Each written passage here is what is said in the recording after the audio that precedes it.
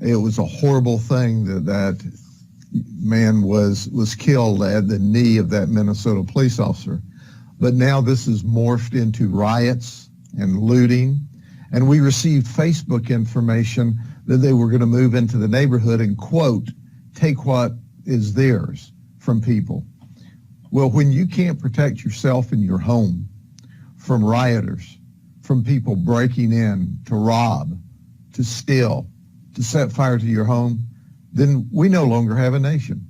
So I was shocked at some of the liberal media and some of the twist that they put on it. I'm very proud of what I said, and overwhelmingly the feedback here at the sheriff's office follows the same trends. They're very, very positive.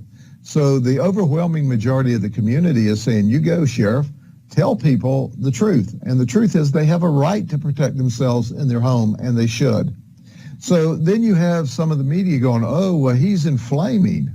I tell you what, I'm not inflaming, but I am making it abundantly clear that I am encouraging our folks to prepare themselves to be safe at home. And if anyone, any robber, any looter thinks that they can break into your home and you're going to stand there and watch it, you're going to let them break in and beat you up and take your stuff, well, that's just craziness. I can assure you, someone breaks into my home, I'm going to shoot them, and I'm going to shoot them a lot. I'm going to shoot them so much that you can read a newspaper through them. And that's my recommendation to other people in our community. No. I'm not talking about your ex-girlfriend coming in to get her stuff back and you're mad at her. I'm talking about real looters, real criminals, and real robbers. Right. And we've seen a lot of video, not even just I saw video, I guess this was in Minneapolis. There was a female business owner. She was just pleading with rioters, please do not. Can you just spare my business? Spare my business.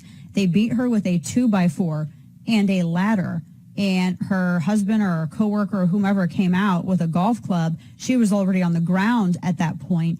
And I noticed that the discussion about this in other instances, because there are a lot of armed business owners in California that I saw a bunch of new video from yesterday. And apparently now the indignation is at these business owners even thinking about using lethal force against anyone that's arriving there to cause destruction. Well, Sheriff, and you can speak to this. If I'm a business owner, I don't want to guess whether or not the person that is busting up my business is going to stop at that, or if they're going to stop at arson, or if they're going to also attack me or anyone else. We saw one business owner nearly beaten to death in the street in Dallas. So why is it that the burden is always put upon these innocent people to determine the motives of the criminal and then figure out their response accordingly? Well, and quite frankly, in the state of Florida, the burden is not on the victim. It's only placed on the victim by this crazy news media.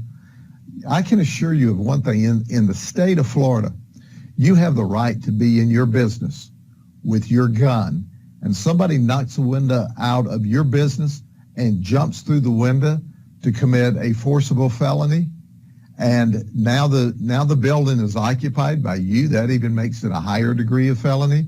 We have the right to protect ourselves and our businesses. So it's really simple.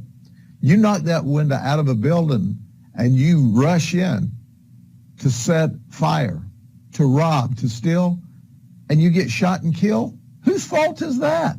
It's your fault. You chose to break into the store, and at the end of the day, you're at fault. So you break into the store, one of the owners shoots you, too bad for you.